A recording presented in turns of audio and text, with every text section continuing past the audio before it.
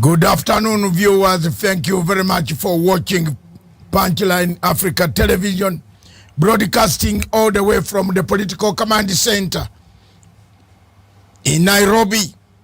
Good afternoon. Across the continent of Africa, wherever you are, thank you very much for watching Punchline Africa Television, the only television south of Sahara that looks after African. What ails Africa? What kills Africa? What destroys Africa? Punchline Africa Television always comes up with different aspects. We have shows, we have content regarding the African continent. From conflicts, war zones, Pan-Africanism, economy, which way forward, military coups, democracy. Are we bewitched? Is Africa the only continent where you find all the ingredients of what happened or what happens in other places, all heaped on the continent of Africa? This show today on Sunday,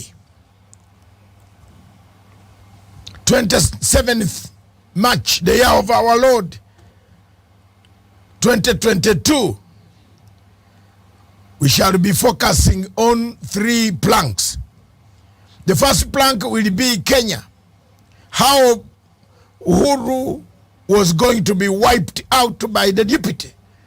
How Ruto planned to wipe out the deputy president, planned to wipe out his boss. He plotted to impeach, to take away. We don't know how many other details. We don't have the details. But details are going to emerge. 1 month ago, another gentleman by name Livondo, Stanley Livondo, came up in Fika and stated that there was a plot to eliminate the president and so that the deputy takes over power. This idea of power lust, this idea of Machiavellian politics, this idea of Nikolai Machiavelli that I've been talking about, and I told you much earlier that there is a Nikolai Machiavelli in town, and the people did not agree with me. Now you can see for yourselves the Nikolai Machiavelli of Africa, the one in Kenya, the man who was sent by the Emperor of Sicily to go out to look for troops in Rome from the Pope. But somewhere in the middle, Nikolai Machiavelli, if you read the book, The Prince, turned and formed his own army to come and overthrow the Emperor of Sicily. Ruto was told to go out and inspect projects. But Mr. Ruto decided to go out and organize a government in waiting of his own. He even organized the parliament, changed the parliament, changed the rules, got the MPs, bought them, gave them money to insult the president. These are the issues we were going to tackle in the first hour. And then we go to Africa. Is South Sudan a boiling? Is war imminent? Yesterday, I had a letter from Dr. Yaka Machai. He sent it to me on my email, direct on my WhatsApp himself. In that letter, he has warned. He has said there is something wrong here. And therefore, I felt that today, Africa, and Africa ye, and Africa, only we people in Africa must discuss Africa and find out the solution for Africa. If we can't find solutions for Africa, nobody will care for Africa. It is for that reason that I brought this topic on this television station. Whether 2 or 3 or 4, as long as they are gathered down anywhere, preaching the word of God, the Spirit of Jesus Christ and God will always be with them. Amen. Next on the our platform today.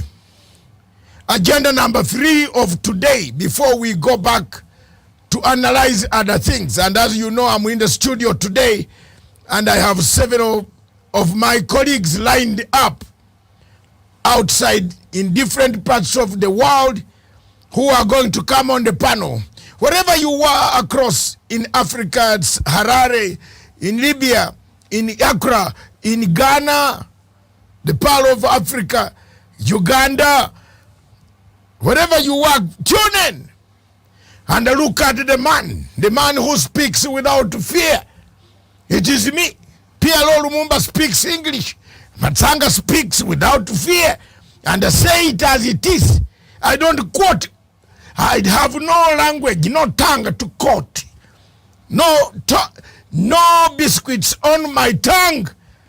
I speak out, and I've been telling Kenyans that Mr. Ruto is not a very good man.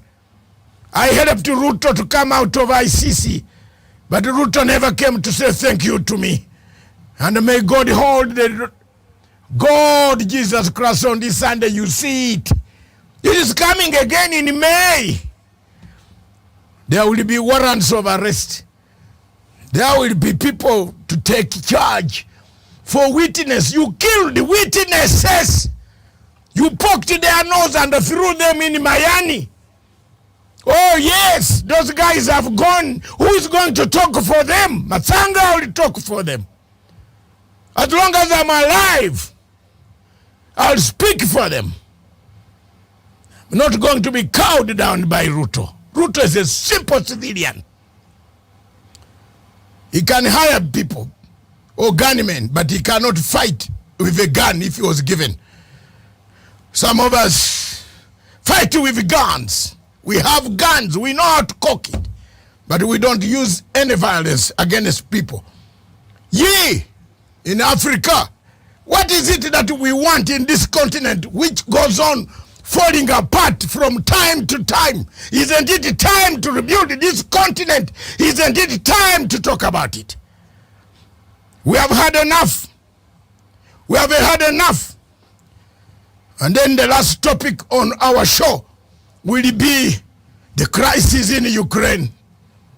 How was Africa, how were Africans handled by our neighbors that we always give tea, by our people who come here as ambassadors, by countries in Europe who fly in here, enjoy our sunshine, eat our food, eat the food, the women. How did they handle our African people? How many Africans were stranded in Ukraine and were not allowed to cross over to Poland? What did the Polish police do to our African people? Is Ukraine a boiling pot?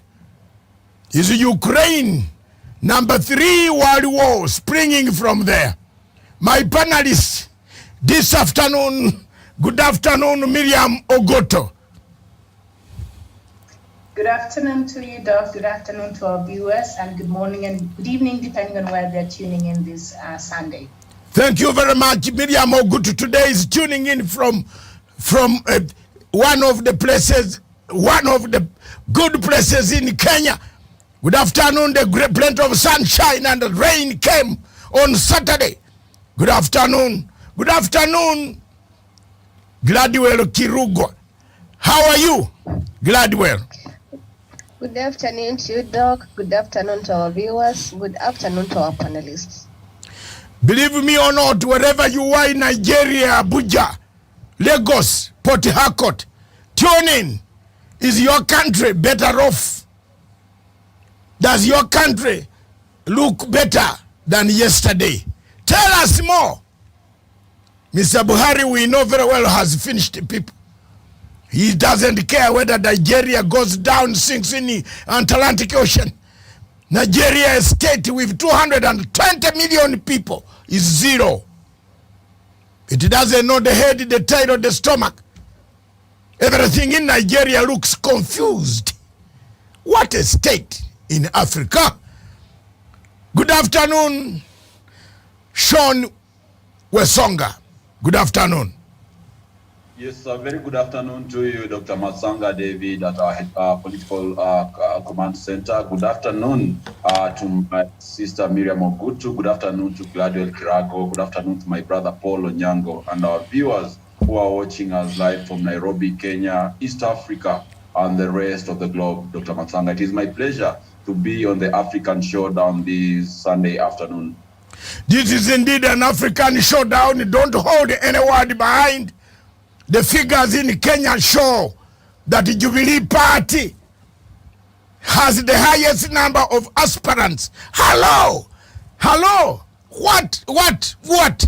This is very interesting figures, and this is something that we are going to look at right now before we touch the topic of how the deputy president wanted to kill the president. Isn't it? Can we as Africans say literally that? Because we don't know. When the president said he wanted to wipe him out, the word is wanted me out. What is this wanted me out? How did he want him out? Out of where? Of space? Of state house? Of his house? Or parliament? We are going to see. It is going to be hot on the bench. Thank you very much. Good afternoon, my friend Sean Wesonga. Thank you. Now, across the continent of Africa again, we have one son of soil, Paul Onyango. Paul Onyango, good afternoon, my brother. Good afternoon, Dr. Yes. I'm live. I'm at a different location today. That is very good. You are improving the situation that we are going. Yes. I'm in Nyayo Stadium. I've just taken something off. Good afternoon, viewers. Good afternoon, co-panelists. Good afternoon, those who are online. Okay, thank you very much. Viewers, first of all, let me make it clear. The Standard says, headline, Uhuru says yesterday in State House, telling his leaders from his clan of Omofia, Uhuru says Ruto wanted to kill him, to finish him, to wipe him out. Wanted me out. I mean, this is the headline, and I think the editorial people can push it there. There you are. Oh my God. What is happening in Africa? A deputy wants to finish. I'm going to introduce this debate tomorrow. And I want it tomorrow. Don't forget Matsanga's space on Twitter. It is going to be hot. It is going to be hot. Matsanga's space. Twitter space. It is hot. Thousands and hundreds of thousands will be there. I want to discuss, does Africa need the posts of deputy president and the vice president? Do we have enough money to pay these bankrupt guys who go on killing other people, plotting to kill the presidents? That is the question I have asked. That is on the Standard newspaper. On another headline, Raila storms ANC tough, nets defectors. I don't know whether Miriam has got the papers. She's very calm at this. Some of the things are paining me when I look at this topic which I've been talking about. I don't know whether Miriam has any papers. I do. Yes, go ahead. All right. So you've read the main headline on the Sunday Nation. That is Raila's double-edged sword. With over 25 political parties supporting his presidential bid, Mr. Odinga is guaranteed mammoth voter mobilization in his fifth term at the country's top seat compared to his rival DP Ruto, but the many Azimio candidates could also split the vote. That is on page 4. And then powerful gatekeepers for political bigwigs. You'll find the story on page 17. Uhuru seeks Mount Kenya elders help. That is on page 5. And gear up for annual COVID immunization. That is on page 22. The Sunday Standard, the main headline, Uhuru Ruto wanted me out. In a men-only session, President Kenyatta tells Mount Kenya elders why he dropped his deputy, reveals the not-so-good plans the DP had against him, and why the region must resist his candidacy. The story is on page 10. And Kimunya opens up on betrayal tough lessons. That is on page 8 and 9. Raila storms ANC tough, nets defectors. That is on page 11 on the Sunday Nation, and that is what we have. And of course, up there we do have the opinions of different people, from Bishop David Ogide, Isaac Kalua, and Koki Muli there writing their opinions, as well as on the Sunday Nation too. So that is what we have on the front pages of the two leading papers today. Thank you very much. My panel of Miriam, Gladwell, Sean, and Paul. Across, let me begin with Paul in Nyayo Stadium. I hope you are watching a match between Gor Mahia and AFC. I hope so. Is it the derby today? Paul, tell us, what have you picked from this headline where President Uhuru Kenyatta says his deputy wanted to wipe him out? Thank you, Dr. Long before this headline, I think sometimes back I read an excerpt from one of the dailies in UK, talked about that the intelligence had the UK intelligence had given the president some hint about some people are planning to do away with him. That was when the president visited the lakeside town. So there was some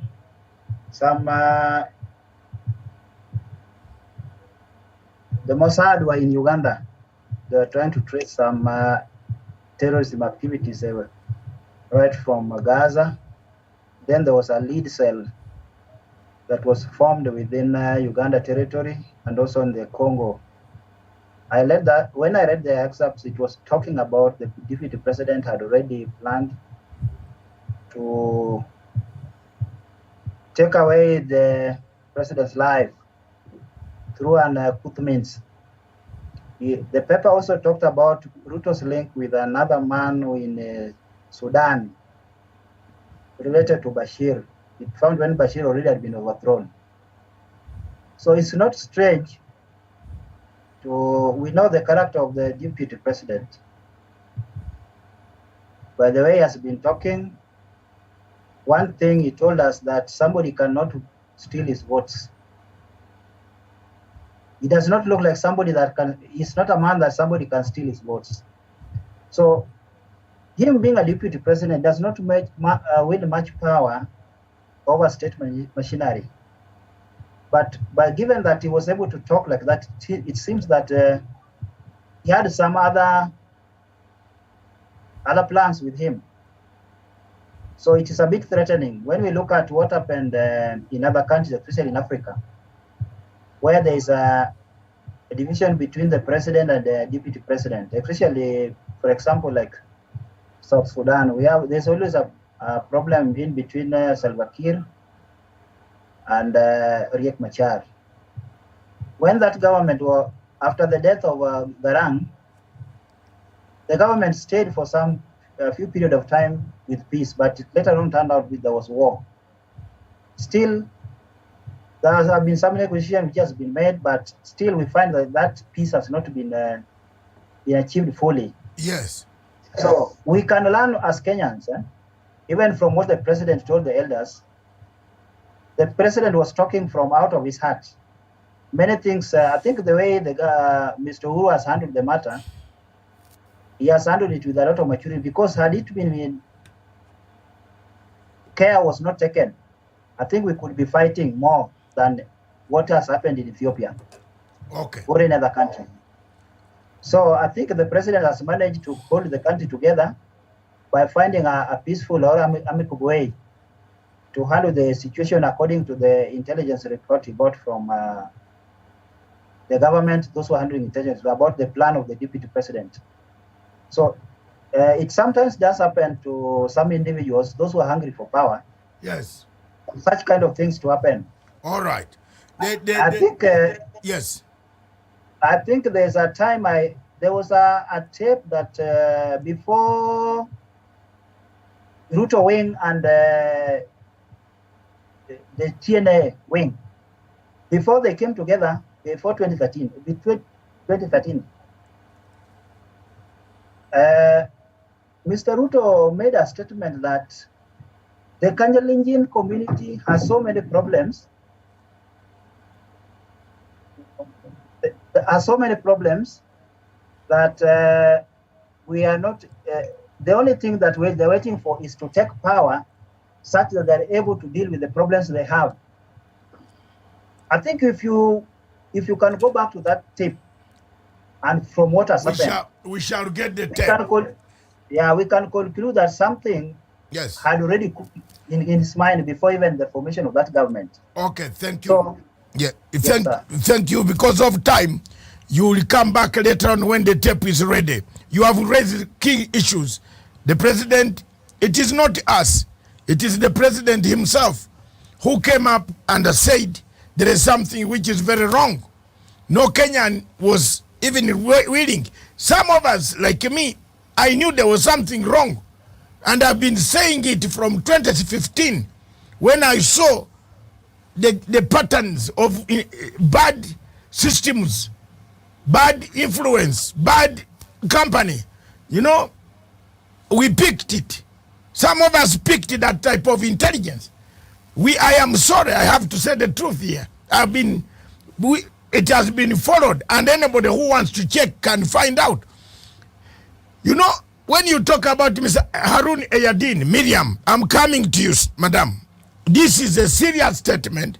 We have been on this television station with you, and I've been saying, if we are not careful, the manner in which Ruto operates, the manner in which Ruto does his things, it is not very, you know, you cannot leave our president naked because he could bump off the president and take over power. This is a serious statement. So one is coming from the president, someone is trying to impeach, you know, impeach the president. And this thing came about 2015 before the elapse of the first term. I was in a house with Murathe and we were told, we are told, and if people say they did not say it, the people, I was there, we are told that money was being collected to pay MPs to top the government by people who were corrupt people who had cases in court. This has been going on. And Murathe is my witness. For the first time, I went to his house. I've never been to his house before, after learning quite a lot of gymnastics. So Miriam, from your point of view, the headline is here. The elephant is in the house. The bombshell has been dropped. Livondo came with a bombshell. People said Livondo was a liar. Now Livondo has been proved that he was right, that it is not a mere hearsay. There was a plot to take the president out. Taking him out, I don't know how you'll take it yourself. Just tell us how you received this type of news, Miriam. Over to you. Thank you so much, Doctor. I think this is very worrying, and I was reading this story earlier, and it was really like a bad movie. But for President Uhuru Kenyatta to stand in public while addressing this huge amount of people and to tell them this, of course, where there's smoke, there is fire. I don't think President Uhuru Kenyatta would just stand and make such statements if he didn't know where the truth lies. And so this is very worrying because we've seen, as Paul Onyango there has cited, even cases in South Sudan and other countries that are not very stable. It is things like this that can plunge a country into very serious, a crisis and instability. So I'm shocked, by these revelations. And when you just read through, you realize, I think President Uhuru Kenyatta had trusted his deputy, especially for the first term. And then he realized his deputy was scheming, and he noted that after the primaries, getting ready for the 2017 elections, the way Ruto ensured that only the people that he wanted, in certain positions and in certain constituencies and in certain, places were the ones who were elected through the Jubilee ticket. So that was his initial plan. And when President Uhuru Kenyatta realized that the people who were loyal to him, especially from Mount Kenya, Ruto made sure that they're not given the Jubilee ticket. I think that is when President Uhuru Kenyatta, says something is not right. And this is also a part of the story that we have on the Standard today.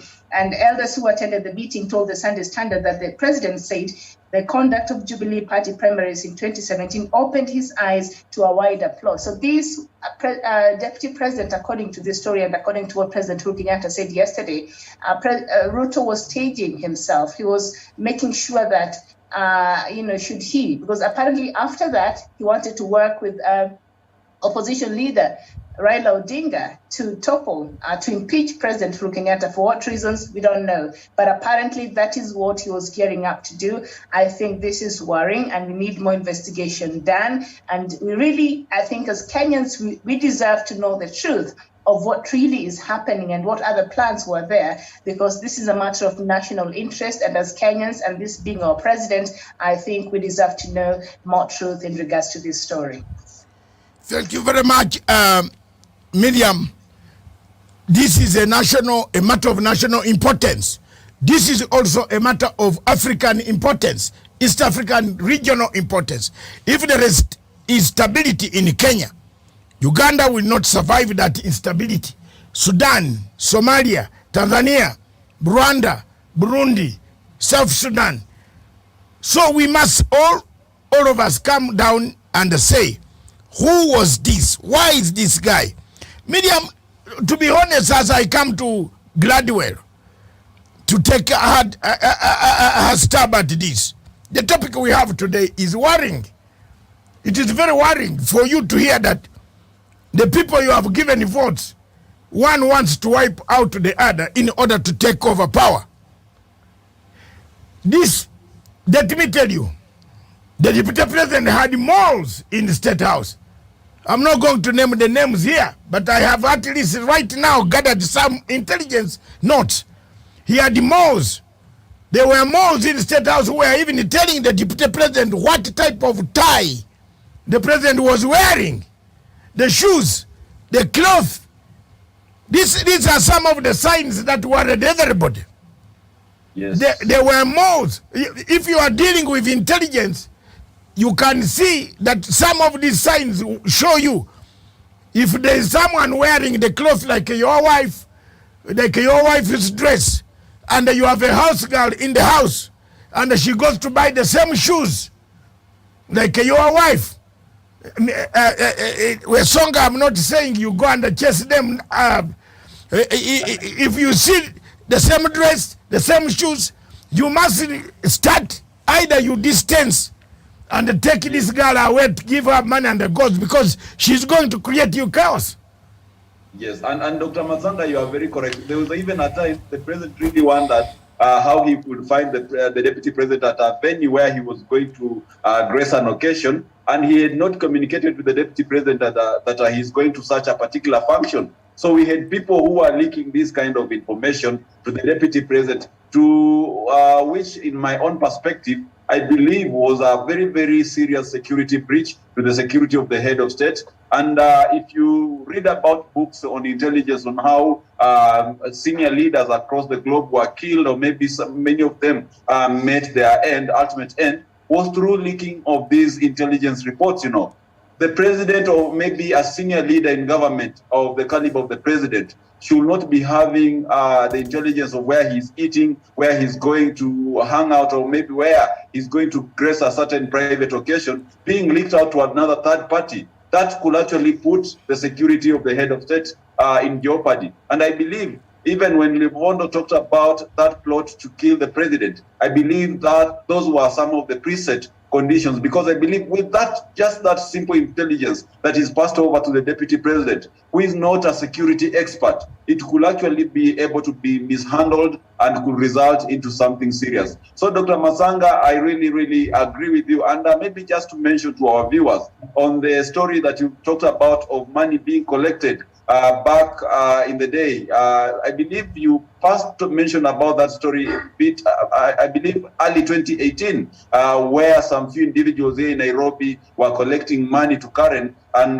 perhaps yourself and the Jubilee Vice Chair were able to call some of them and tell them that you are aware of whatever was happening, even though some denied, but it is there in the files, and those who want to maybe contest and maybe detest that can actually go and check with the relevant authorities. So I believe that this was a serious matter. If not well taken care of, we would be actually be talking the way of South Sudan or maybe any other fallen African country where the head of state got killed, and then before you know it, the country actually goes into a state of anarchy. So I think we are very, very right to think in that particular direction. And maybe just to add on it, when it comes to my thought of this particular headline, when you read our constitution, there are only 3 ways by which the president can actually be ousted from power. And number 1 is through maybe impeachment. Number 2 is through demise, dying. And number 3, I mean, is through incapacitation, where the head of state's mind is maybe perceived to be he's not perceived to be of sound mind. Then he can henceforth maybe cede power and let the deputy take over. So of these 3, I know we can exempt being of unsound mind from the discussion and remain with only 2 options, either impeachment or maybe death. And death, only God can be able to maybe determine when a person dies or not. But if not God, then there must be someone who is actually planning to make sure that somebody dies so that a certain occasion actually occurs. So we really, really want to emphasize on this, that the deputy president, and going to with the fact that he knew everything that the president did, even the food or maybe the tie that the president put on, then we can only not help but wonder whether whatever Livondo said in Thika Stadium more than a month ago was. So to me, Dr. Masanga, I think it is a serious matter, just like Miriam and Paul have said, that we had come to up to this juncture where a certain individual was having an option of either eliminating the president or impeaching the president just to ascend to power. And I know this is from his advisors. I saw one day a very disgusting message from David Lee answering a random question on Twitter, saying that if the deputy president wanted to ascend to power, then the easiest route was to kill his boss. And I know these are the kind of people who advise the deputy president. These are the people who are all over our television stations talking about the bottom approach. So it won't surprise me if they are the same people, perhaps who drew the same similarities of how the late President Daniel Toroitich Arap Moi ascended to power through the death of the late Jomo Kenyatta, so that William Ruto could use a similar matrix. And therefore, Dr. Masanga, today I'm a very, very happy man, because by one reason or another, their evil plans actually collapsed and fell on their feet. And therefore today, we can confidently say that Kenya was saved from the ruins that would have come with the leadership and the presidency of William Samoei Ruto. Okay. This was an plan from the beginning, and therefore, Dr. Masanga, we need to condemn it. We need to stand with the president. Why doesn't the Kalenjin people, the people of the Rift, insult the deputy president? Why don't they insult the mother of the deputy president? But we have people from Mount Kenya who are not giving the president the respect that he deserves. We have people still who see when the president complains about his deputy as an excuse and maybe just a spectacle to maybe bring the former prime minister on board. We have to tell them that the president receives intelligence on a daily basis. He's briefed by the key agencies of this government, and he knows whatever happens in every and any corner of this country, Dr. Masanga. I submit. Thank you very much. Viewers across the continent of Africa, this is Punchline. Africa Television, broadcasting from the capital city of Kenya, Nairobi. Thank you very much. This topic is a topic that cannot be exhausted today. It will continue with a lot of, for the whole week. People want to know who wanted to wipe up their president. People are interested. And yet, the deputy president is not even himself answering. He's telling junior staff called Talam, a man who does not even know English, but writes English. But he's answering in a very funny way and saying, oh, that is something, he's childish. He's playing a childish game. This matter could tear down a country. This matter could bring down a country. That's why Kenya needed a redemption strategy. Ladies and gentlemen, those watching me across the continent of Africa, I have always said, Africa, we bring problems. We create self-inflicted wounds. Africa, we always bring a them to ourselves. We call people to help us, then turn around and say, why did you come here? Here we are, but things are not moving in the right direction. Let's move away from that topic and come to another thing on the headline before we jump up to other topics. COVID-19. Miriam, last week, you and I told you that I'm one of the few people who would not lose my mask. I'm one of the few people who would not stop sanitizing. I think time has come now. Those watching me, wherever you are across the continent of Africa, put back your mask and get your sanitizer closer to your heart. Mr. COVID is not gone yet. The World Health Organization announced that this thing is not gone yet. The cold weather in Kenya is beginning in a few weeks. This thing is not gone yet. Don't lower your guard. COVID is still available around in the air.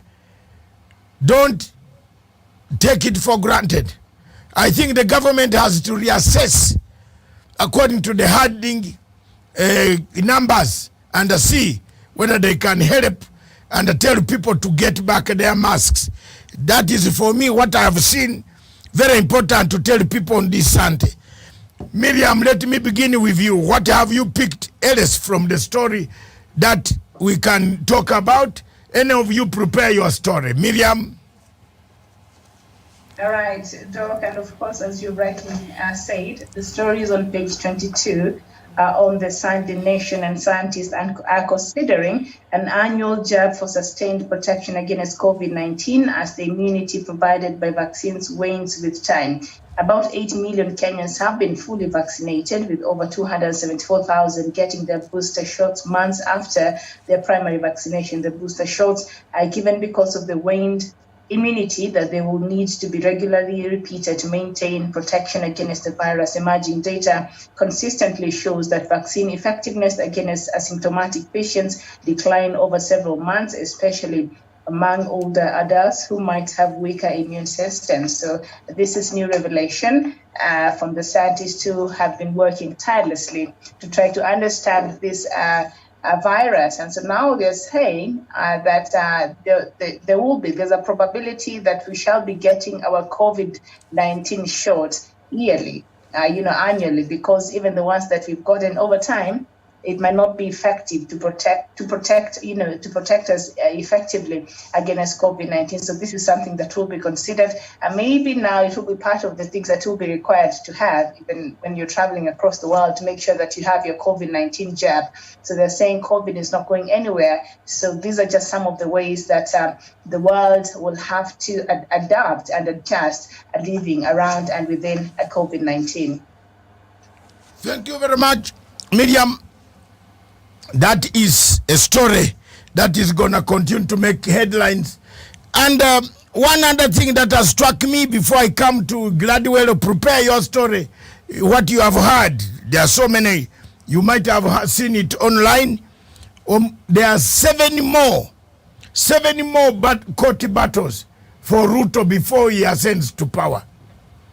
that is by Wamutata and other Kenyans who are doubting the credibility of the deputy president. 7 cases that must be thrown out or terminated before he gets his nomination and goes for presidential slot, including, don't forget, the ICC.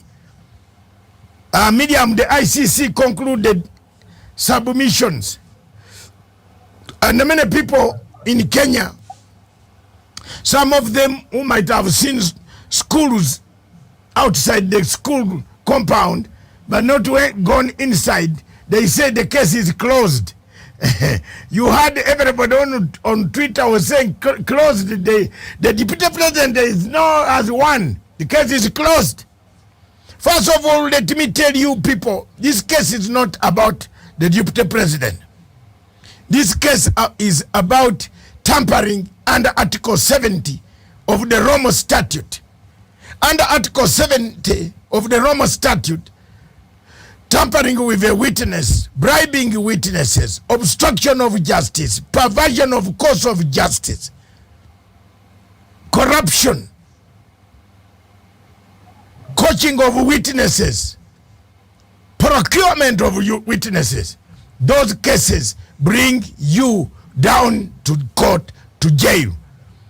Article 70 is one of the most obnoxious articles in the ICC statute, which is not easily defeated. They don't need full-scale proof. They need to corroborate whether you actually influenced a witness to tamper, or you tampered with a witness to persuade him not to do what the court had already directed. Remember, this case is not about Ruto. It's not about Ruto and Asang versus the chief prosecutor. This case is about Paulo Gicheru as another different man versus the court of justice of International Criminal Court under Article 70, where Gicheru influenced, coached, recruited, tampered, wrote statements, perverted the course of justice. That is what he is standing for.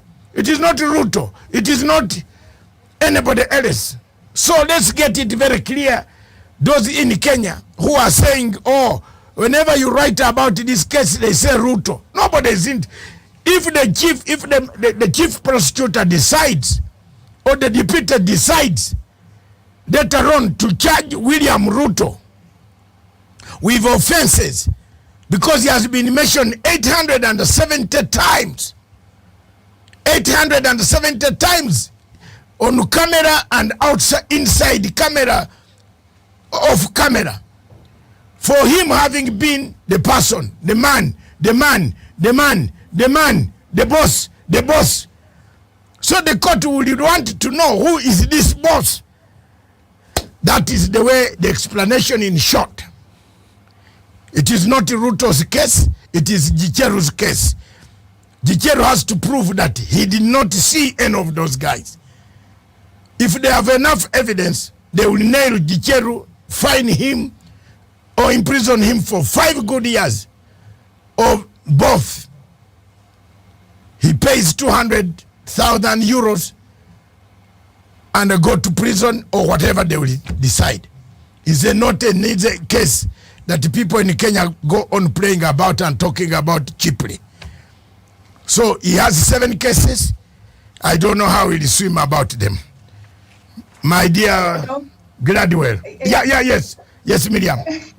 Sorry, before Gladwell come in, and I think you've raised really important points there. But as much as it's not about Ruto, but it really is about Ruto, because assuming the case goes the other way and lawyer Gicheru is found guilty, that means that some of the prosecutor's witnesses that were present in that case, whatever it is that they're saying is found to be true. That means there's a possibility of reviving Ruto's case, because they are part of the witnesses in Ruto's case. So it's not about Ruto, but it is about Ruto at the end of the day.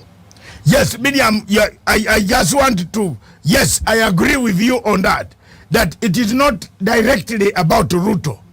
But the very fact that every witness who was supposed to have been tampered with, was mentioning that Ruto or someone was providing money.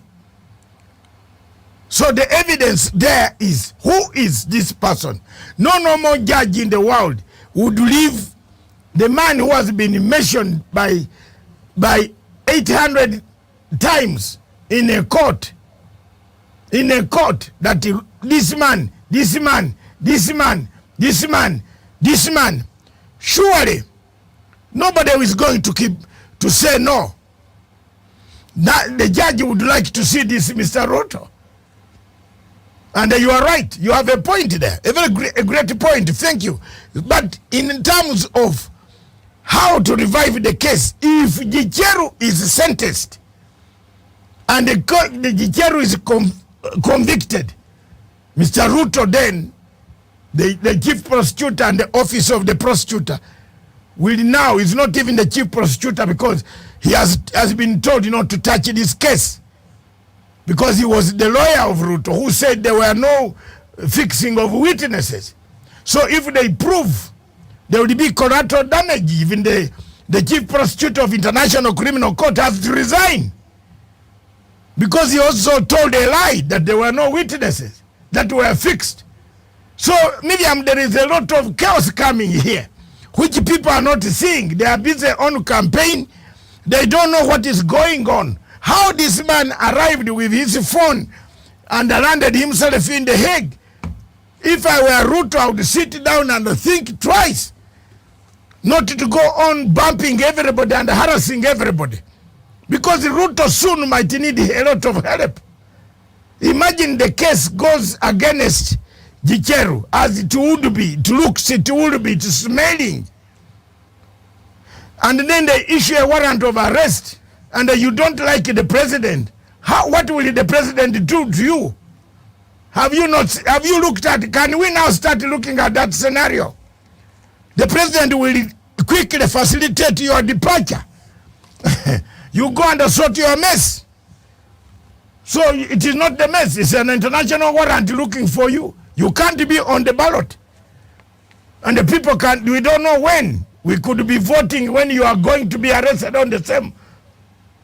So that there are so many complications and implications that if I were Ruto, I would not go on chest bumping. Sit down and tell your wife. The other one, we went through very well. But this one, Mama, we don't know. We don't know. Because I'm told there are videos there, Miriam. Some of them, when they were pulling out money, some of the videos are not very interesting. That's all I can tell you. Thank you very much. Yeah. It's the same case with Pierre Bemba. Are they Yes, similar? yes. Somehow similar. It's very similar. Pierre Bemba ended up in court with the lawyer of Pierre Bemba. Pierre Bemba was locked up. They all served the sentence in the same, eating the same ugali or rice in The Hague. So this is not a case. Article 70 is not a joke. I'm telling you frankly, as a person who has gone through it, who has been on ICC cases since 2005. Remember, the first case of Uganda was 2005. And ladies and gentlemen, when I'm talking from an experience. I suffered the first case of Uganda, where 5 commanders of the Lord Resistance Army were indicted, and I had to be the go-between between the world and them, as a chief negotiator and a peace negotiator in the Juba peace talks, and the leader of a delegation, because they could not now come. I was a lawyer in the middle, and the UN asked me to mediate. I know what ICC is. Article 70 is dangerous. Article 70 can create chaos, and this article could bring down the chief prosecutor Karim Khan to jail, because he also committed perjury by telling lies at that time he knew. Thanks God, no witness so far has said at one point Karim Khan was also present, because it could also make his call to come and say, were you there or not? So to me, I see no judge who will leave this case with Wamutata saying there are 7 cases to go. Ruto still has a lot, an uphill task to sort his mess. So he should mend his fences, respect people who might help him again to get out of this ICC. Gladwell. Thank you, Daktari. And let me start my remarks by saying politics is a dirty game. It's high time calling a spade a spade. They're not a fork. Let me go back to the issue that you discussed when on the impeachment. The president let the cat out of the bag in front of very crucial leaders from Mount Kenya. Daktari called Kiama. I don't know if you had such a thing, Kiama.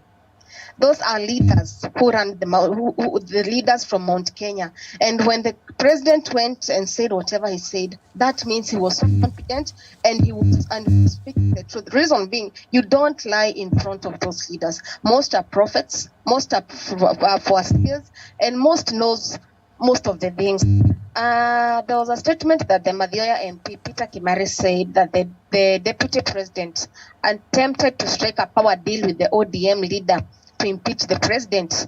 And also Raphael Tuju has been saying that Ruto is also unfit for the government. And what Ruto also wanted to do, he wanted to make the country and Uhuru's government ungovernable. So I think when the president saw it high now that he needed somebody to listen to him, the president could not come to us Kenyans first. He went to where the people could guide him, that is to the leader. Kiama in the Kikuyu region plays a big part in our community and in our region, and have said you can't lie in front of the leaders. Thank you very much. Mr. Kiama is a leader in the region, and he is Kiama is the coming is the chairman. Sorry, yes. Is the chairman of Jubilee Party, isn't it? No, the elders. Yes. Yeah. It's the editor for the Kikuyu Gamer group. So it is a serious matter, as you say, Miriam. Thank you very much for correction. It's a very serious matter that if Kenyans play about with it without resolving it, without finding the root cause, the DCI now has to investigate and bring out, was there an impeachment decision? Was there an impeachment that was aborted? It has to bring in the DCI and other agencies. Is there, you need a commission of inquiry.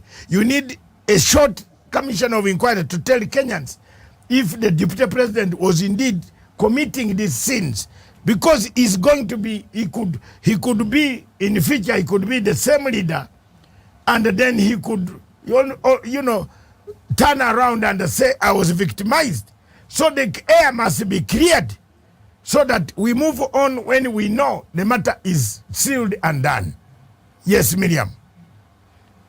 Yes, indeed. And I think maybe that's why the DP, if we go with this story, the DP is very angry, at the president and maybe the ODM leader, Raila Odinga, for them coming together, the handshake that he's been criticizing and he's been demonizing, because he wanted to have the same, but the intention was different.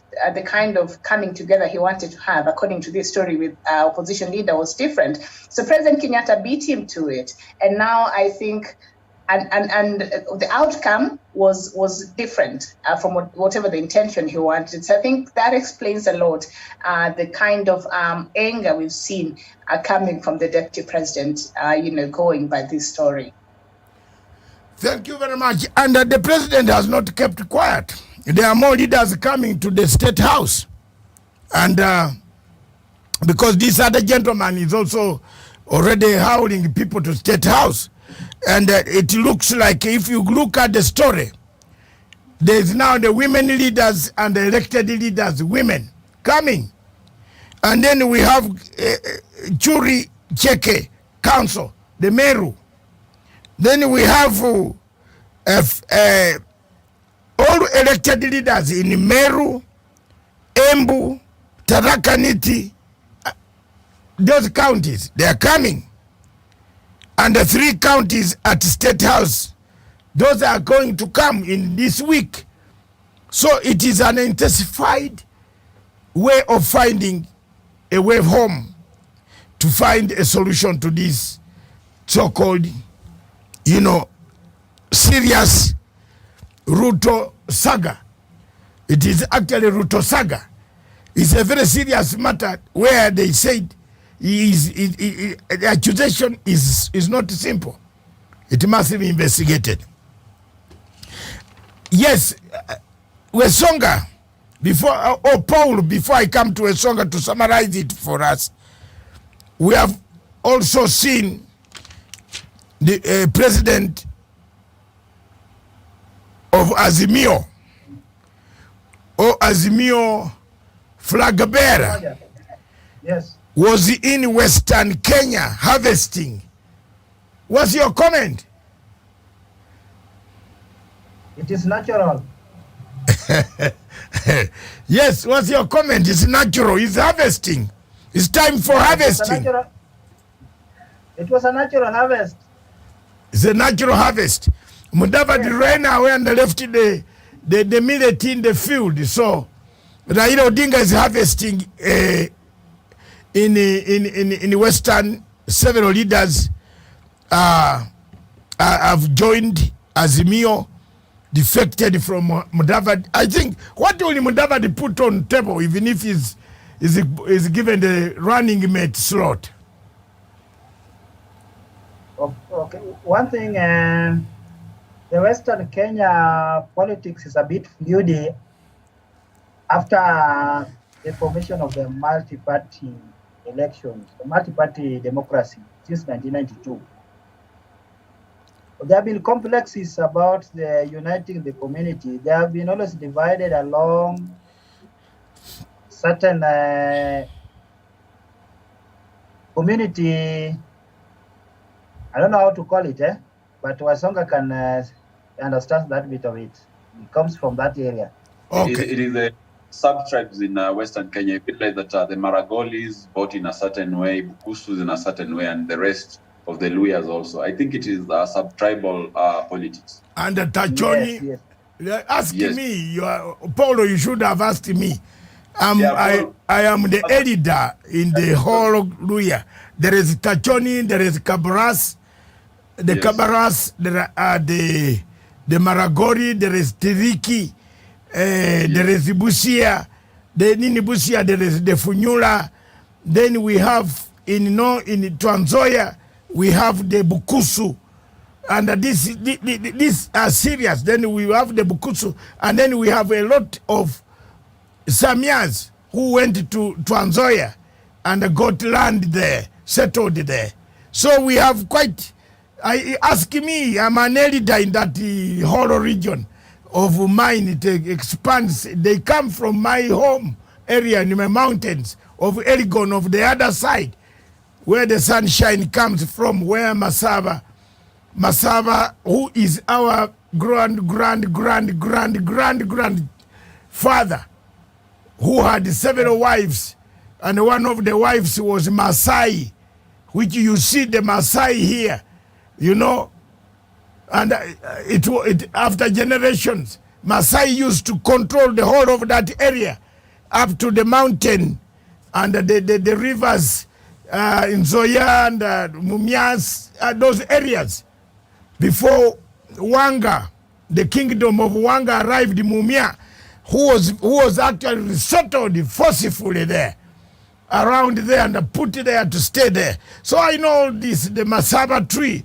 I will tell you about it on another time. Thank you very much. Wesonga, your comments on this, plus don't forget this one. Ruto claims Jubilee has used 1 billion, but he said he had money. Why is he complaining now? Did he also use 1 billion to buy other people? Why does he think that people are buying the, members to come back to their party? Why? Thank you so much, Dr. Masanga David. And of course, there is a Jamaican proverb that says that a thief feels so jealous when he sees another man with a long back. So he thinks that perhaps this man, the other man, is always maybe also a thief and is actually going to take whichever that belongs to him. I believe whatever William Ruto was talking about is the same story that Dennis Itumbi has been propagating on social media. And I cannot maybe comprehend it beyond maybe imagining that these are just mere assertions and speculation from the deputy president, you know, saying that the government has spent an outrageous 1 billion to buy politicians.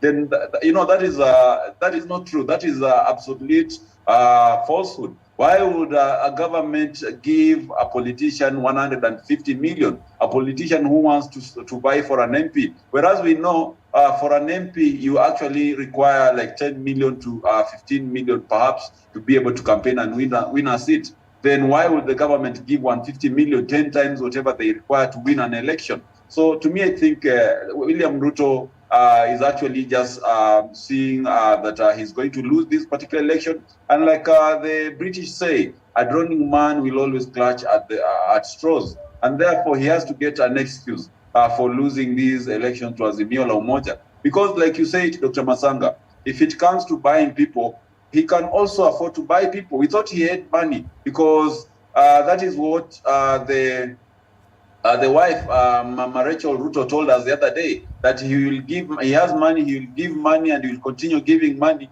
until he has none left for him. So let him also buy if he feels that Jubilee government, the Jubilee party is buying aspirants. And maybe just to take our viewers back in time, in 2015 up to 2018, when we had the handshake, William Ruto, and even until recently, rather, William Ruto was actually the Mr. Moneybag of the Kenyan politics.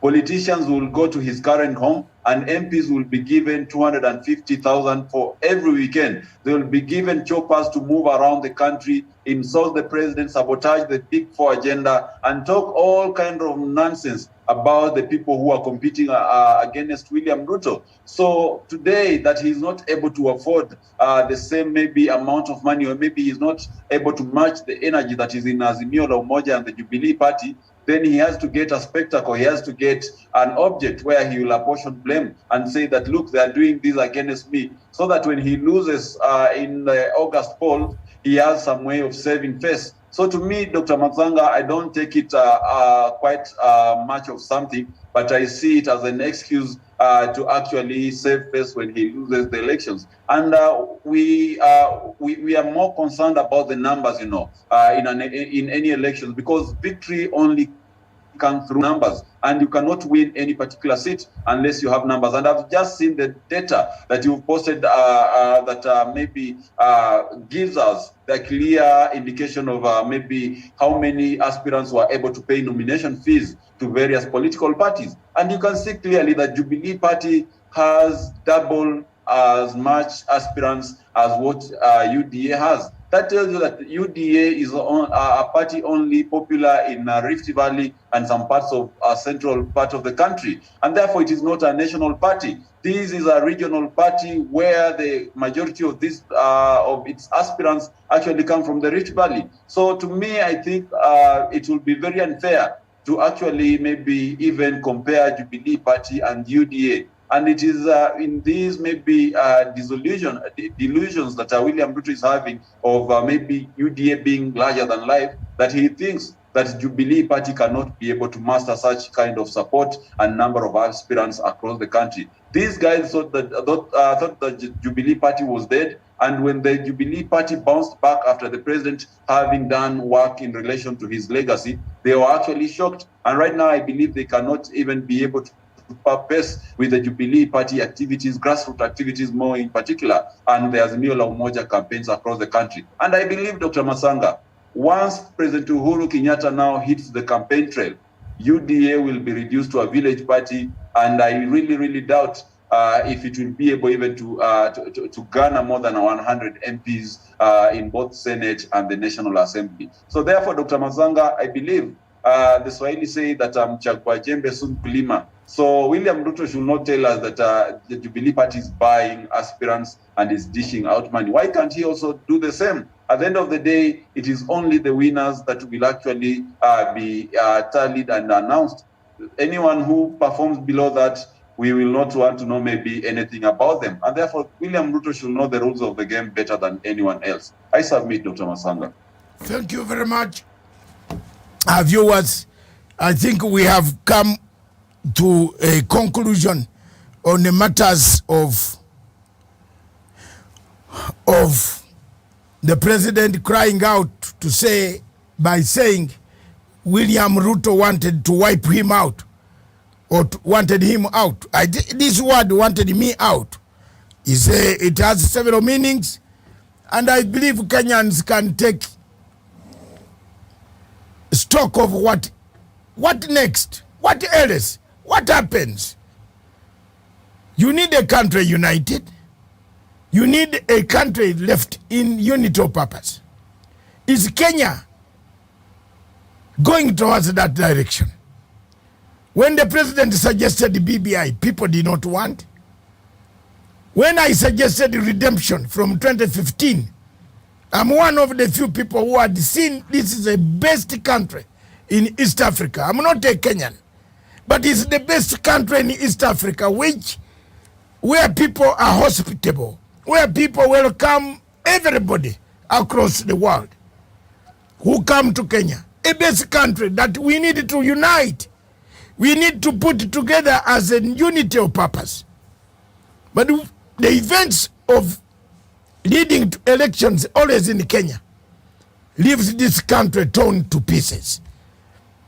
People are torn between the left, they want, those who want, and those whom they don't want. There's no unity of purpose in this circle. There's no unity of purpose here. We seem to be going towards from worse to the worst. If this continues, I don't know what next will happen to our country, but it must be resolved. The DCI and other agencies must go deeper to find out if there was any motion, and if that motion was there, the people who were tabling it, what were their intentions? And that's a case we can build on. Thank you very much. Let's move on. Let's take a stock. And I want our studios to play for us a conflict and a clip from the conflict of Sudan. Even if it is Riek Machar, when I interviewed Riek Machar, can I see that clip? As we take a break, let's take a break and you play that break and I come back. Viewers, don't go away. We want to discuss Africa now and the region. Africa and the region. We are about to be there, so don't worry. We are moving at a nice speed. We shall finish at exactly 4 o'clock. Thank you. Let's play.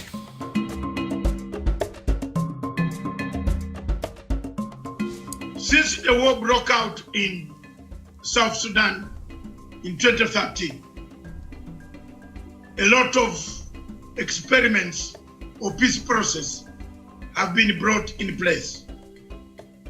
The first experiment collapsed with the two armies going at each other. The peace process died. The second peace process came. We managed to go to get what we have got right now. There is a peace process, a semblance of peace holding. How long it will hold, we just don't know. But it's upon the people of South Sudan and the international community to help the people of Sudan to pump in resources needed to sustain the peace process, which is so fragile that it could actually break. And once it breaks, it makes matters worse for the region. South Sudan remains a sick child of Africa. A sick child in the sense that senseless killings have taken place.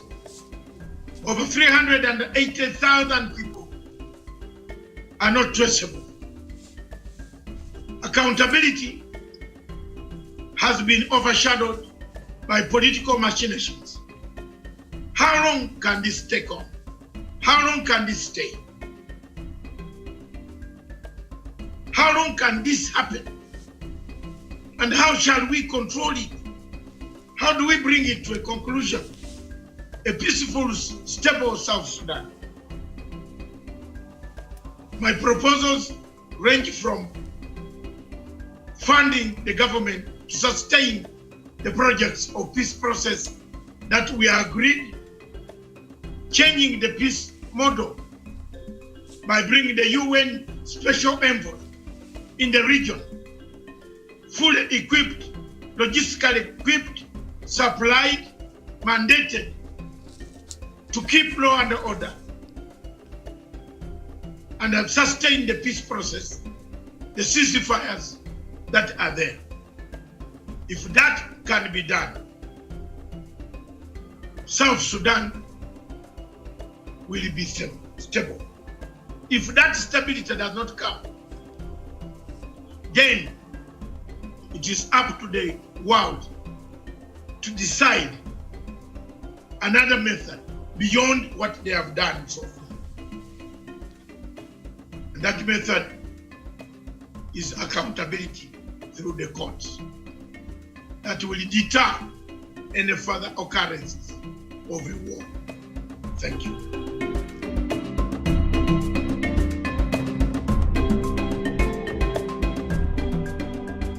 Thank you very much. Welcome back again. This is Punchline Africa Television. We are in the second segment of our show, Africa Showdown. And in this segment, we are going to look at a country in the Great Lakes region, a country that has been under siege by rebel militias from both the government and from the other opposition groups. South Sudan has suffered enormously. South Sudan is one of the new countries in the African Union register. But South Sudan has not seen the peace since 2013 or 2012. The war broke up. It took out so many people. Hundreds and hundreds of thousands of people were killed. A peace process was brokered. Another peace process brought in some resemblance of peace. The two warring generals went back to it again and started fighting. The fighting has continued up to today. IGAD and other member states tried to broker a peace process, and the UN and the African Union, European Union, the Pope. We have gone everywhere on planet Earth except the only person left that we have not asked the questions. Why? Why South Sudan? Why South Sudan? Why should the people, the women, the children suffer in South Sudan? The only person we have not asked is the Almighty God. But we have gone to the Pope. The Pope is coming to Africa specifically to visit DRC Congo and South Sudan, Juba. All of us will fly in there to go and meet. But what has happened? What has gone wrong? What makes the peace process in South Sudan not workable? Is it the way it was framed? Is it the way it was arranged? Have we gone for political power and forgotten accountability power?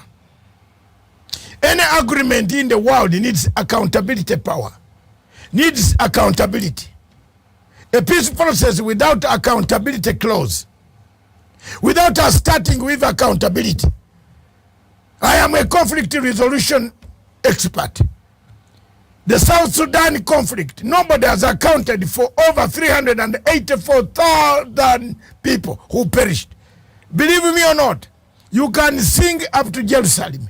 You can sing towards the heaven, hell, as long as you have not accounted, as long as you have not put an agenda number 5 of accountability. That the people come and say, yes, I was responsible, I am sorry. We shall not have peace in South Sudan. I speak to those listening and those not listening. I speak to those leaders in South Sudan. Yesterday, Dr. Riek Machar sent me a letter that indicates that his commanders are being poached, are being paid money, poached to cross over, which means there is a new war in forming. I have always cried for this country because this country brought peace in my own country. This country sat us down. The leaders here went together with me in the forests and the bushes of Garamba Park to look for peace for my country, Uganda. The leaders who have died, including Jacob Olanya, Chief Justice Ndolo, the late Speaker Jacob Olanya, Nobati Mao, Bishop Odama, Bishop Chama, the paramount chief of all of us, the Emramron of Teso, Masanga, we were there. We went to look for peace in the bushes. We got the peace for our country. We wanted that peace to prevail in the entire region. But South Sudan pains us. If South Sudan is going to have instability, the neighboring countries, northern Kenya, northeastern, western Kenya, northern Uganda, Congo Democratic Republic will have chaos. Central Africa will never be the same.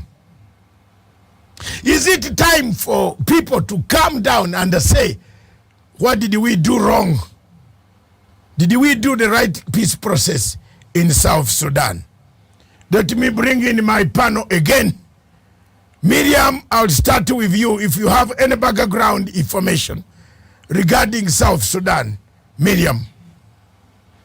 All right, Doc, thank you so much. Yes, indeed. And I just have the latest news on top of what you've just shared with us. The South Sudan's People Defense Force is appealing to the international community, eminent persons and religious leaders to intervene to stop the ongoing fresh fighting in the Upper Nile state. The SSPDF call comes following reports of clashes between SPLA-IO and SSPDF in Maywood County, Upper Nile state on Thursday morning. The SSPDF spokesperson, Major General Louis Ruankong, has accused the SPLA-IO forces of attacking their position in Maywood County. And just on Tuesday last week, the SPLM and SPLM-IO Political Bureau approved the suspension of its participation in the security mechanisms meeting. The decision came after the SPLA-IO accused SSPDF of carrying what it calls unprovoked attacks on its military bases, including the cantonment site and the Unified Forces Training Center. So that is a story I think I also did in the course of the week over the latest crisis, as there was a security committee that all these parties usually meet and discuss the way forward in the country. but SPLAIO, which is Dr. Riek Machar's side, walked out of that meeting, was it on Monday, because they're saying their soldiers are being attacked on their cantonment centers. We know cantonment centers, every soldier allied to certain stakeholder in the government, they've given specific, cantonment sites as they wait for the unification of the army. So they walked out of that very critical meeting, and we've seen even leaders of Troika coming out and saying this is not good. And now the peace is fragile. The religious leaders are airing their voices, and things are not seeming to go very well, especially in line with the revitalized peace agreement of 2018, where unifying these forces was one of the key articles that have failed to be implemented since then. Thank you very much, Miriam, for that background. The Riek Machar walking out of the peace process, does it not worry you? Does it not worry East African states? Does it not worry Kenya, Uganda, Tanzania, AU? Does it not worry the mediators? What is the problem here? Why can't we sit down and resolve this issue before more people walk out of this entire peace process? Wesonga. Thank you so much, Dr. Matsanga David. And of course, for me, from where I sit, I've always perceived the problem in South Sudan as a leadership problem rather than a people's problem. Because if these two leaders, Dr. Salva Kiir and Dr. Riek Machar, came together and were able to maybe iron out the contentious issues that are making their people fight one another, then we wouldn't be having this kind of a problem. But this push and pull has been has been there for quite a long time. At one point, the SPLM goes into government. At another time, it is out again. Right now, you can see we have two factions of the SPLM, one in government, one outside government. And, the divisions are coming up more and more again. And therefore, that is a problem with the leaders. Why will they even propose that they have so many leadership positions so that they accommodate every leader on the table? Because the problem is not the problem with the people of South Sudan. The problem is with the leadership of the South Sudan. And if the leaders cannot solve the problem that is at hand, then the people of South Sudan will continue suffering. That is why you saw the other day when these two leaders were meeting the Pope in Rome. Actually, the Pope kissed their legs, showing them that, humility has to start with you as leaders. You have to be the people at the forefront. You have to put your interests behind yourselves and focus on the people of South Sudan, the poor people who are being killed on a daily basis through these wars, the people who are being displaced, and the people who are losing their property through the mayhem that has been outstanding in South Sudan for all those years. And Dr. Matsanga, I believe the day that these leaders will decide that enough is enough, and we want to come on the table and negotiate and be able to focus on the progress of the Republic of South Sudan, then that is the day that this conflict will end. But however, be as it may, I believe, Dr. Matsanga, this conflict cannot end because it also has an economic benefit on it, because these people are fighting over the resources that are in that particular country, and we have people who are the beneficiaries of this war. And therefore, with all that in mind, the oil wealth and all other natural resources that are in South Sudan, we cannot be able to actually talk about peace without actually also talking about how these resources are going to be shared among the people of South Sudan, who is going to be extracting them, and who is going to be processing them, and who is going to be getting the benefit of it. But as it is now, I believe all this chaos is because leaders, a few individuals in government and outside government are fighting for resources over the expense of the people of South Sudan. So not unless the leadership mess in South Sudan is sorted, we shall not achieve long-standing peace that has been elusive for so many years. So to me, I believe, Dr. Matsanga, that we need a rearrangement of South Sudan. We need to restructure the leadership structure of South Sudan and be able, if it is possible, let the people of South Sudan bring on board other progressive leaders. For God's sake, all these leaders who have been there since they got independence, back in 2010 are the same leaders, are the same reason why they are fighting today. Why can't the scholars of South Sudan, who are broad people, who have the interests of the country at heart, come back and be able to spearhead a new beginning in leadership and be able to do away with this old crop of leadership, which has actually cost South Sudan more than any other leadership since the independence. So I believe, Dr. Masanga, it is a leadership problem, and not unless we solve it from that particular angle, not unless we restructure and rearrange South Sudan, these problems are going to be there so long as these leaders are still alive and at the helm of leadership of the people of South Sudan, Dr. Masanga. I submit. Thank you very much, viewers. It is indeed what you have said raises quite a number of questions. But there's one cardinal thing that remains unanswered. Why have the people not done the proper peace process? Paul Onyango, your comments. Yes. My comment, I remember last time when Jeff Koinange interviewed Salva Kiir, when I don't know whether they were celebrating the independence. Salva Kiir lamented about Nairobi and Addis Ababa. Nairobi cheated him, lured him into signing an agreement. Later on, sanctions were put on him. Nairobi cheated him that they're going to help him look into it. Nothing happened. The same thing is said. Abiy advised him to have a talk with his opponent. So the advice Abiy gave him is the same Abiy, the same problem Abiy got into. So one aspect about South Sudan is that they have never had any elections. A constitutional election, since they gained the independence, they have never had any elections that would receive and not recycle leaders the way they have been doing it. It's not possible to achieve peace when there is no an election in the country. So one good aspect that the IGAD countries need to do is to ensure that there is an election in that country, such that we can have new leaders coming in.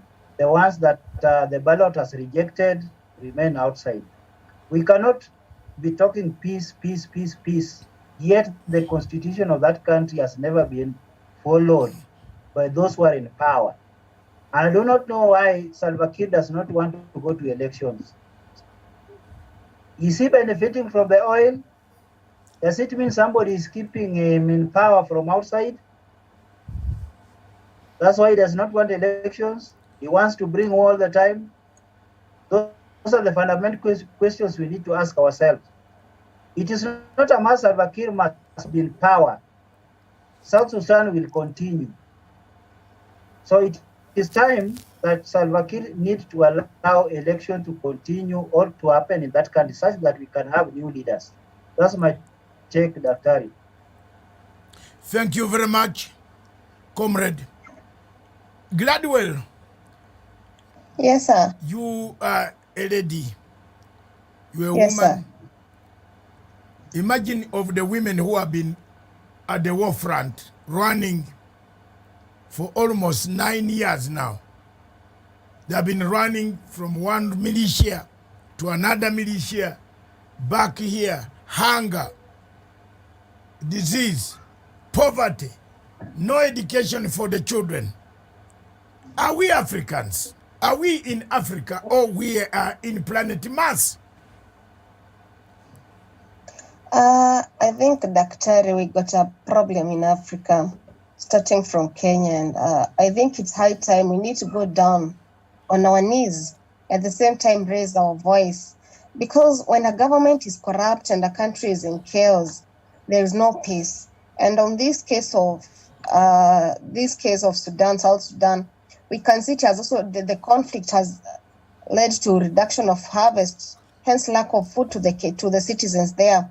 That means also poaching and cattle thefts will also be a higher case rise in South Sudan, and an economic crisis due to the drop in oil prices and COVID-19, which has also contributed to the country being the country still not in a good shape. So I think we need to raise our voice. They need to raise their voice too, and they need also to get a better way of tackling their issues.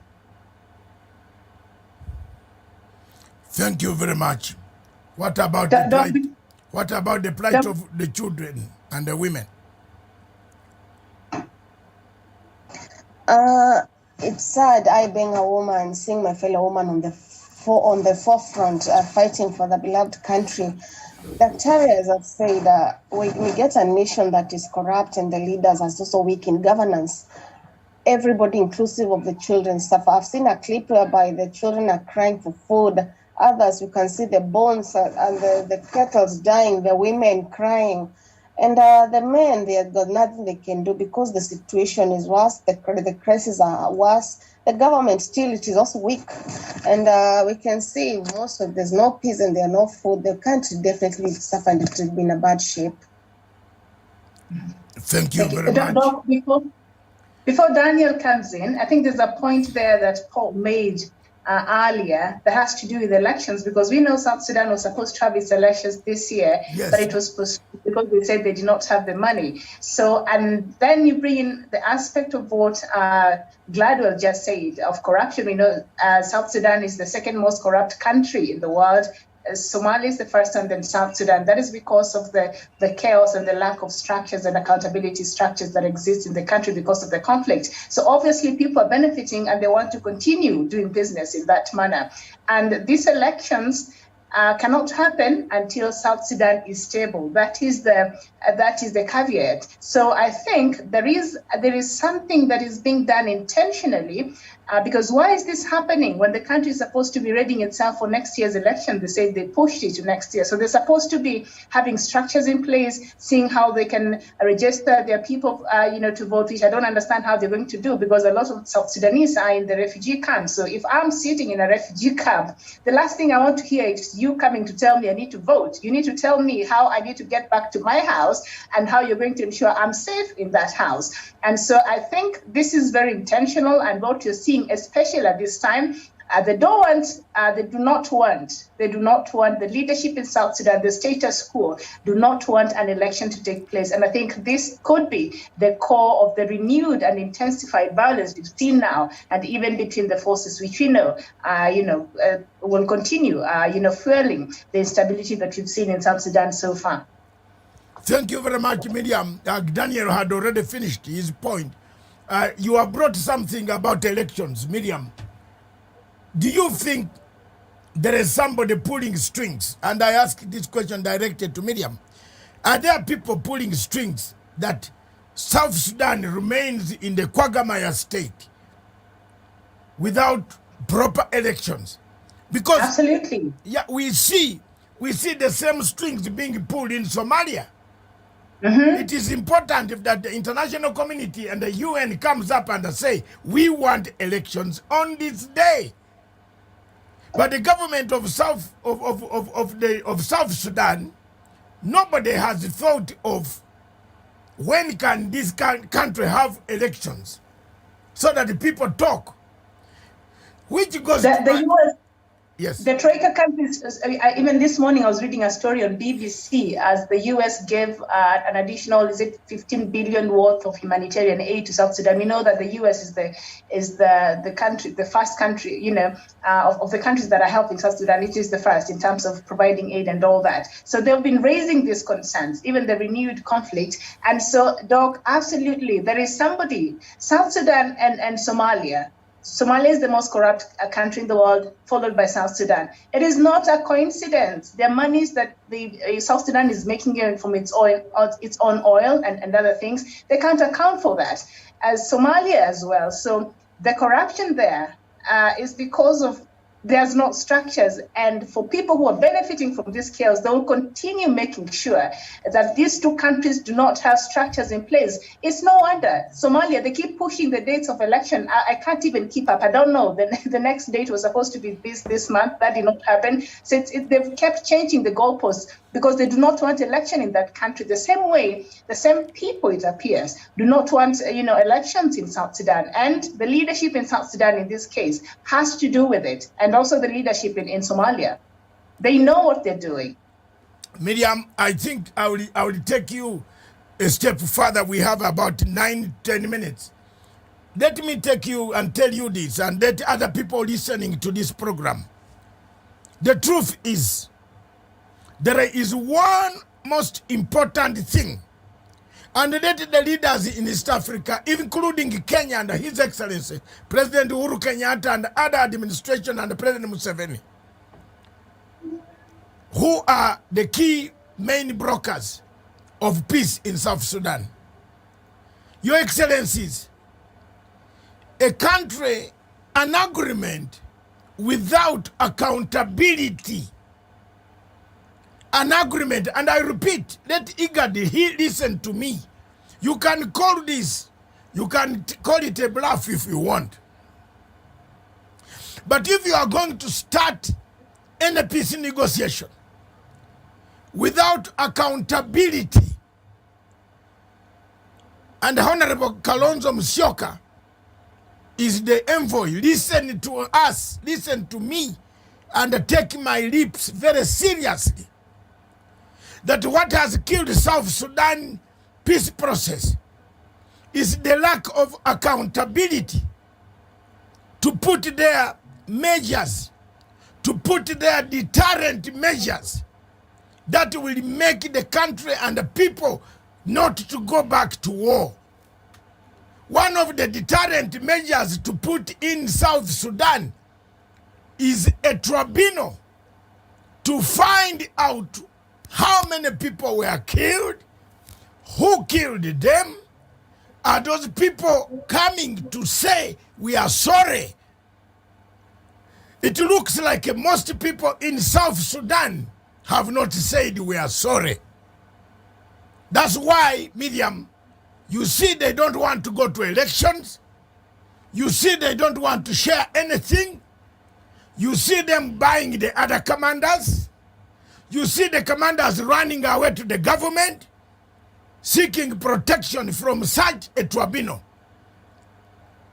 Until the world creates a United Nations hybrid tribunal, similar to that of Yugoslavia, similar to that of Sierra Leone, similar to that of other agencies of Rwanda, South Sudan will never have peace. Let me talk today. Because if I don't talk, Africa will not talk.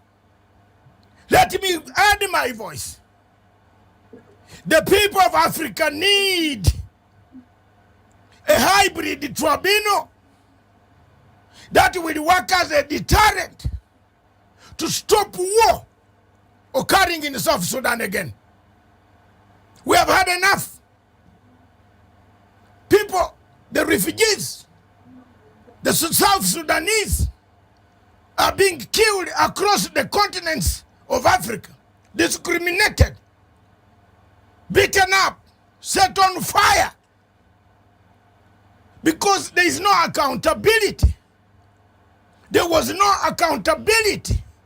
You cannot create a peace agreement by arranging political seats without creating accountability.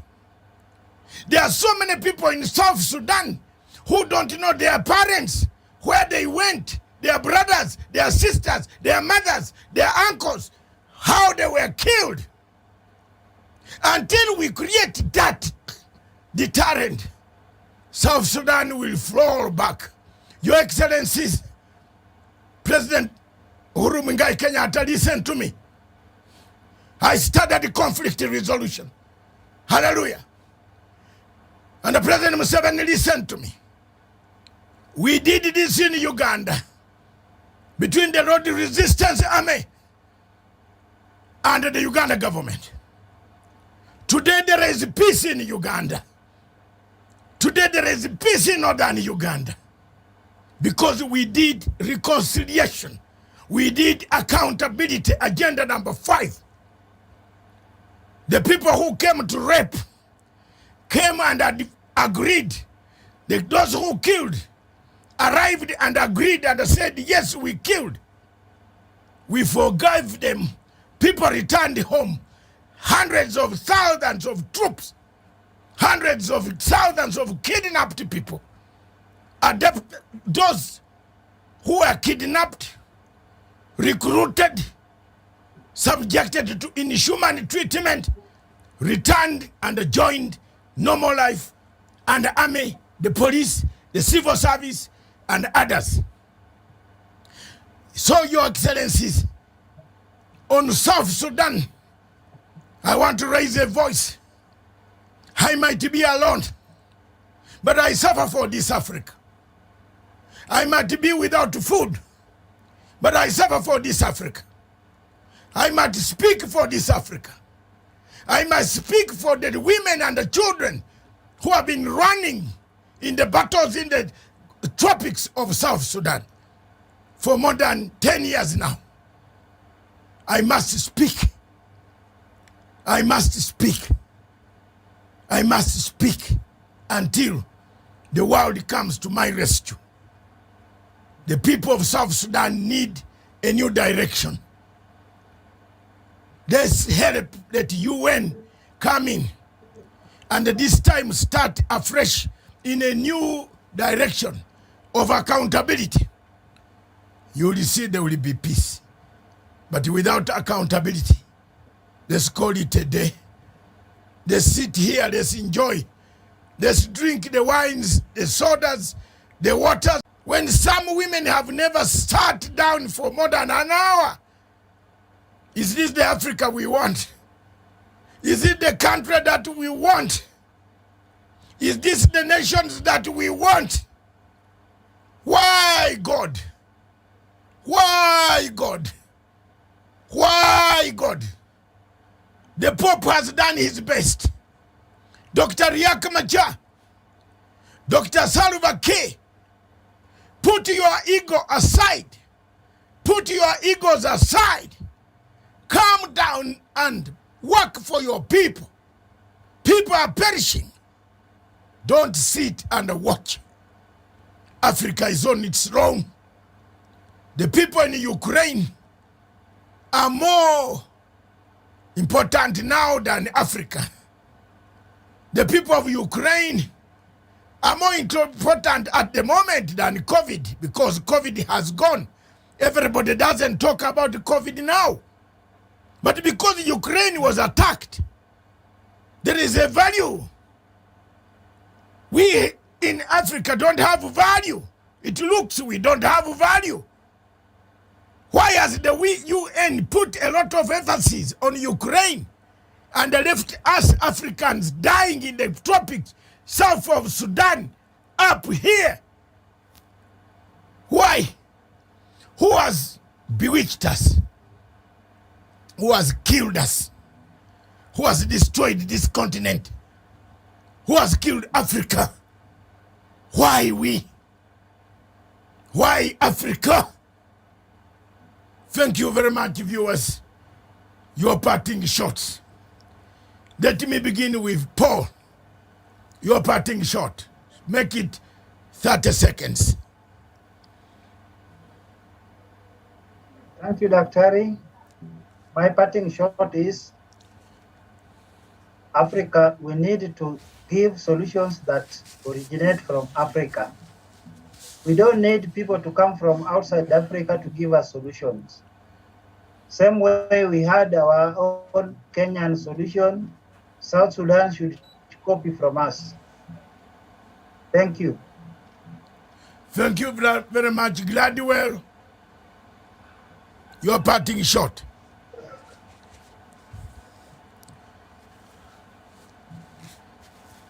If Gladwell is not there, where's Songa? Thank you so much, Dr. Matsanga David. And of course, on this one, I take the same view as you because you are an expert in conflict resolution. You have been in northern Uganda. You have been in the various parts of Africa as an activist and as well as a consultant on conflict resolution. And when it comes to South Sudan, yeah, there's no any other person who has been involved other than you, in terms of giving ideas, in giving the way forward, and even sometimes reaching out to the stakeholders who are involved in these particular conflicts. And I'll say it has been a very long, bumpy journey for the people of South Sudan. So many people have lost their lives. So many people have lost their property. So many families have been separated in South Sudan. And to me, it is a very, very sad state of affairs because South Sudan is a very rich country agriculturally, in resource, and also even in the culture that they embody as a people. And therefore, if there was to be peace in South Sudan, then we would see it grow and become an African giant in both social, economic, and political affairs in this particular continent. But sadly enough, South Sudan has never known peace. South Sudan has never found time to discuss its own internal affairs and be able to strategize on how to be able to grow and advance its economy. So to me, I think it is high time for the leaders of South Sudan to come together and look at the bigger picture. Look at these children who are suffering inside South Sudan. Look at the people who are being displaced. Look at lives which are being lost when these factions fight one another, and say that enough is enough. And therefore, come on the table, extend hands towards each other, and have a handshake like we had here in Kenya, and say that let the bygones be bygones. Now, let us have a truth, justice, and reconciliation commission, which will be able to look into the atrocities of the past and do a retribution and be able to settle scores for the ravages that this war has caused to the people of South Sudan. And from there, we can be able to build a progressive country and be able to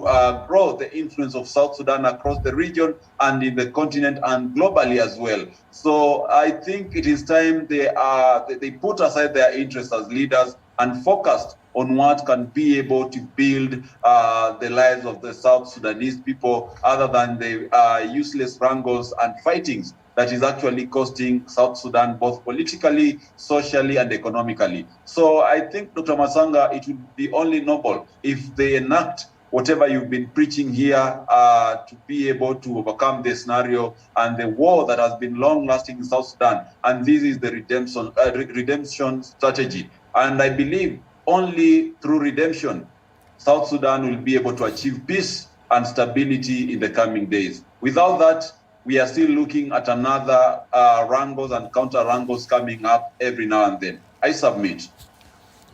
Thank you very much, Daniel. Thank you for those comments, Paul.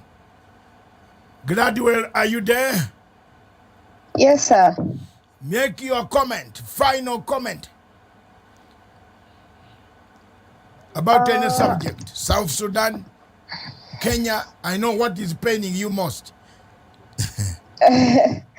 What is currently paining me most is to see our farmers suffer, and this is my plea to the government. They should start looking into our farmers, and more so, I think we need to tackle on this topic on the Ukraine war, because we can see it is being said that our prices in Kenya are currently high because of the war between Ukraine and Russia, whereby more so about the wheat production, that Russia contributes 10% to Ukraine 4%. But in Kenya, we also got companies that produce wheat, like Nakuru County, Narok, Uasin Gishu. We also see like our farmers also crying because of the fertilizers. The price is also high. Yet in Kenya, we got also our factories like the Afri Ventures that produce the fertilizers. So I would urge our government, they need to start boosting our own farmers. We need to be sourcing our own food, and hence the effects, if they could boost our farmers, the effect we're having as Kenyans, the pain we are going. Doc, I'm telling you, 1 liter of oil was almost 400 bob. And our country, the Kenyans, we are suffering. Yes, so I think the government should look. Let me come in here to help. It is not only Kenya. 100 pounds in the UK is now nothing. I have a family in the United Kingdom. And I tell you, my wife would tell me what when he goes to supermarket to Tesco now, 100 pounds is almost the days when this crisis was not there. 100 pounds would fill halfway of what you need for 2 weeks. So the economies of the world are going to shrink. There's a shrinkage of economic activities. The food index, where Songa will tell you, the food index, the downs, whatever, what do you call them, where Songa? It's called the Dow Jones Index. The Dow Jones, the Japanese yen. Now Yes. we have the Chinese yuan. Apparently, what China has done, which is going to create India, China, Russia. India is buying the oil from Russia in Indian rupees. Something is changing. So the war in Ukraine, it needs a whole day, a whole hour. And I believe we want. So when you talk about the prices in Kenya, they are going to be even worse. In fact, when you get money, buy your unga and store your unga ya nganu na unga ile ngine. Nganu, especially the wheat. Bread is eaten everywhere in the world. You can't go to Australia and miss bread. But the biggest growers of wheat, it brings us back to our problems that Ruto tells us that cut down the maize and grow avocado. Yet the area where wheat could be grown is in the Rift Valley. Why haven't we empowered people, more people in the Rift Valley and the Nyanza region and other regions to grow wheat? So it all comes to the same thing. The stock exchange markets are fluctuating. Let me use the Ugandan English. They are fluctuating, fluctuation of markets, price fluctuations. So there where the index will create us where we are. Thank you. Let me finally hand the values, the norms, the prestige of this show to none other than Miriam to conclude for us by highlighting the key issues around the Sudan conflict that should be taken very seriously. Miriam Ogotu.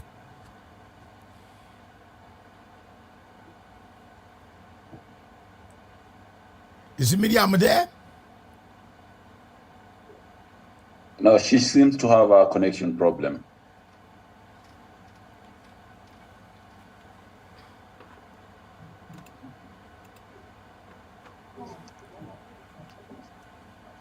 Okay, thank you very much. Miriam seemed to have gone. And but it's okay. Let me bring it to she had a point which he made.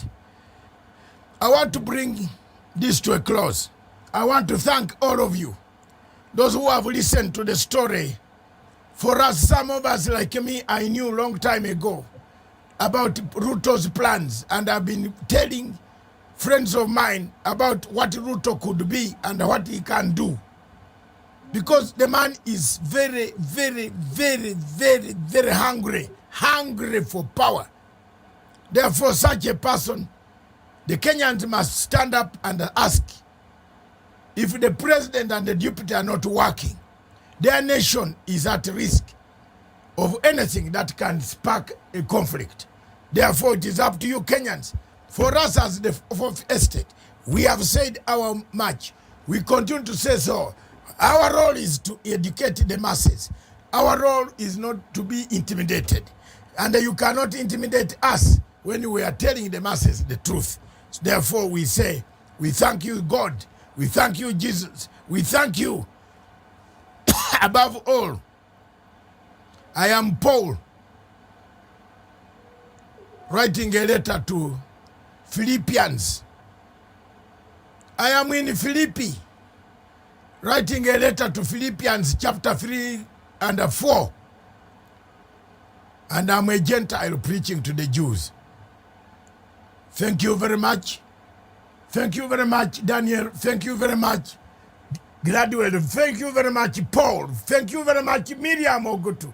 And all of them who watched us. Maka Mayoni Gurech said stock exchange markets.